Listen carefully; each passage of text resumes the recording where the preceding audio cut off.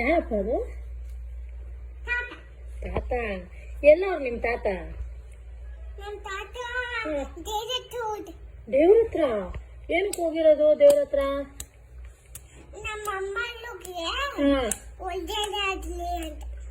ಮೊಮ್ಮಗಳು ಯಾರು?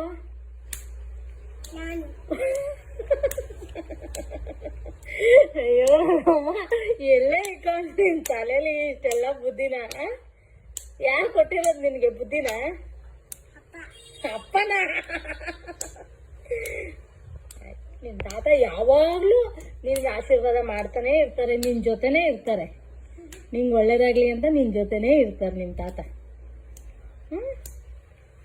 ಅಮ್ಮ ಯಾರು ನಮಸ್ಕಾರ ಹಾಕ್ತಾರೋ ಇಲ್ವೋ, ದಿನ ಬೆಳಗ್ಗೆ ಎದ್ದು ಕೂಡಲೇ ಅವ್ರ ತಾತಂಗೊಂದು ನಮಸ್ಕಾರ ಹೋಗಿರುತ್ತೆ. ಅವ್ರ ತಾತಂಗೂ ಹೋಗುತ್ತೆ, ನಿಮ್ ತಾತ ಅಜ್ಜಿಗೂ, ಅದೇ ಅಜ್ಜಿ ತಾತಂಗೂ ಹೋಯ್ತದೆ. ನನ್ನಮ್ಮ ಕಣೆ, ಚೆನ್ನಾಗಿರು. 100 ವರ್ಷ ಒಳ್ಳೆ ಬುದ್ಧಿ ಕಲಿ. ಚೆನ್ನಾಗಿರು.